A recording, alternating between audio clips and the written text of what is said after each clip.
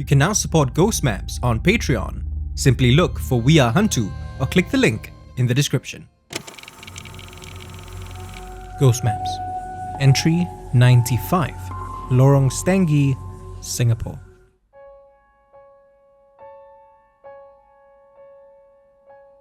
Mavis is close to 70 years old, but you honestly wouldn't be able to tell. We're at a coffee place along Katong, and she's standing up and gesturing animatedly left and right. The best part is, we haven't even started on her story yet. She's just telling me about how much things have changed in this neighborhood.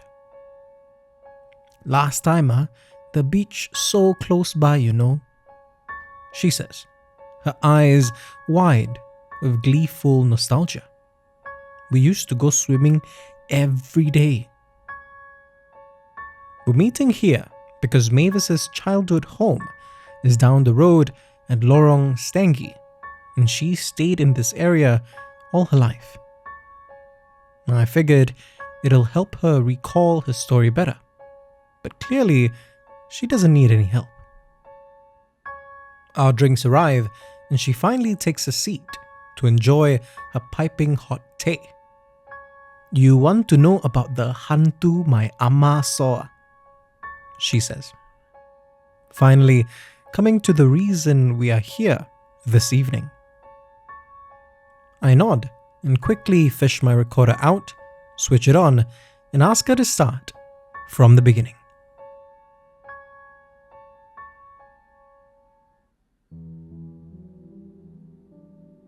It was 1961. Mavis was 5 years old, and the way she tells it, it was the most carefree childhood anyone could have asked for. She came from a big family, all of whom either stayed together or at the very least a stone's throw from each other. Most of her days were spent running around the neighborhood and playing with her cousins. Her mother, aunts and grandmother, however, would busy themselves with chores around the home. Some of them even worked office jobs.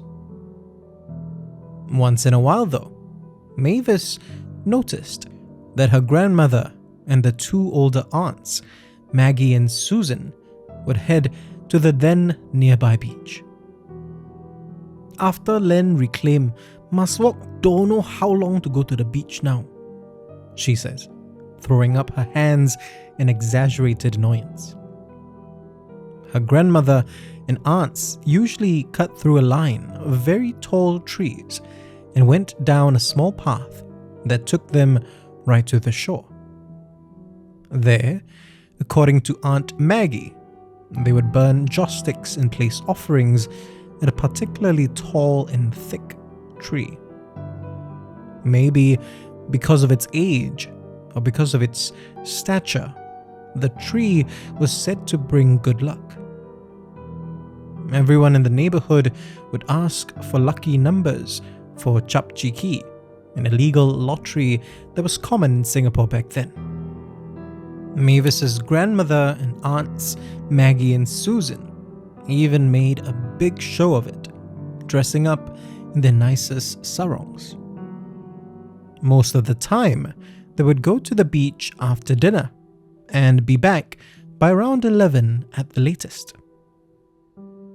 One particular evening, however, they returned later than usual. Mavis didn't know why, but they looked harried and terrified. Only when she was older did she learn what happened. Her grandmother and aunts set out at the usual time on that day. Once they reached the shore, they walked for a few minutes to get to the tree. At the foot of the tree, they knelt down in the sand and grass. There, they reverently placed offerings of oranges, sweets, and confectionaries on the ground. Mavis's grandmother tried to light up a joss stick, but strangely enough, the flame wouldn't take. It took her a few tries before she was successful, and even then, the flame would fizzle out after a while.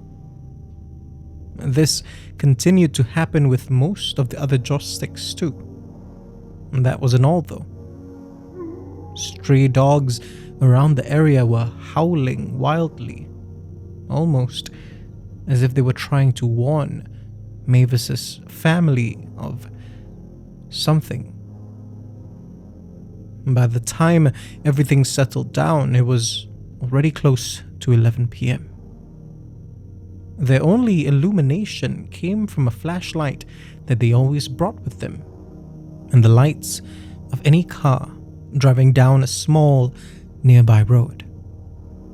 It was the headlights of one of these cars that alerted Mavis's family to a presence. Behind the tree was what looked like a very young boy. According to her grandmother and aunts, the boy couldn't have been older than 5. He was just standing about 2 meters away, watching them. They thought it was strange that such a young child was wandering around the beach, unsupervised at that hour. Aunt Susan tried to call out to him, but he didn't respond.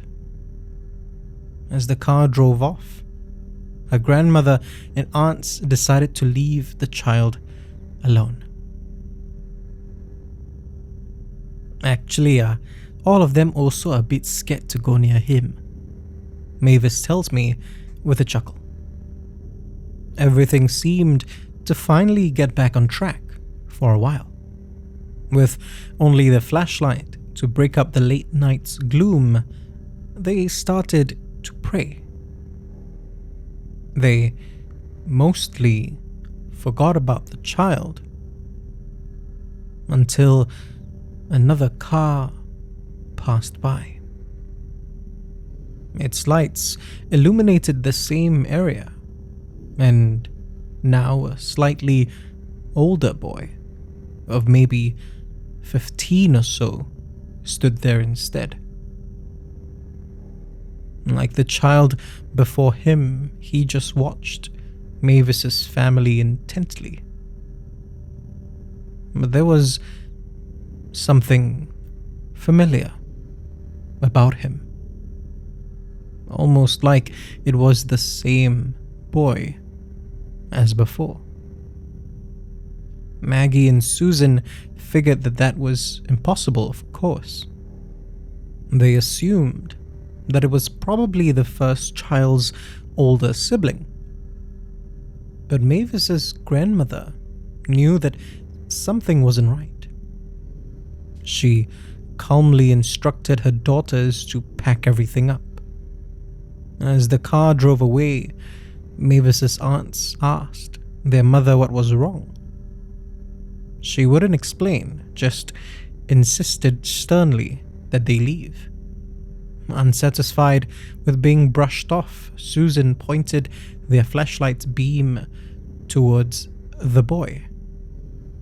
But now, a fully grown man stood there instead, watching them. There was no doubt in Maggie and Susan's mind anymore. They knew that this was the same person, or something that looked like a person. While scrambling to pack up, Aunt Susan dropped the flashlight. As she picked it back up though, the beam shined onto the same spot once more, purely by chance. She was shocked, though mildly relieved, to see that there wasn't a man or child there anymore. Just 2 tall sticks standing in the sand. The sticks looked worn, like they had weathered particularly harsh conditions. Aunt Susan stood confused at a moment, only to have her uncertainty shattered by Aunt Maggie and Mavis's grandmother's screams. Both of them were looking up towards where Aunt Susan assumed the tops of the sticks were. Before she could shine a light upwards, her sister and mother grabbed her arm and pulled her away. All three women dashed across the beach. Aunt Susan risked looking back once. Above the tree line, she saw it, illuminated only by the moonlight.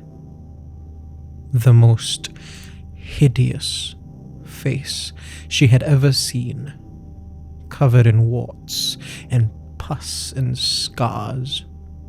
An impossibly tall creature walking towards them. After they had cut across the trees that took them back home, Mavis's aunts and grandmother looked back once more.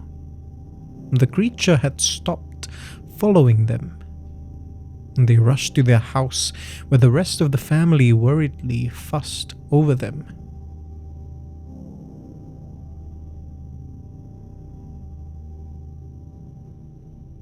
They never go back to the tree after that, Mavis tells me, then adds with a laugh, "Chap cheeky also never kana." I thank her for a time, just as her daughter comes to pick her up.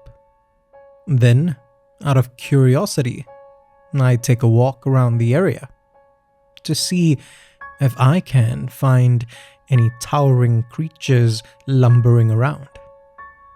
It's a little amazing that I've done nearly 100 entries and have rarely had any encounters of my own. Thankfully though, this night ends fairly uneventfully too. If you want to discover more of Southeast Asia's other side, subscribe now and follow us on social media. You can also be one of our supporters on Patreon. Look for We Are Hantu or click the links in the description. Ghost Maps is a Hantu production, created by Kyle Ong and Wayne Ray, with art direction by Joline Lim, and recorded on Audio-Technica mics.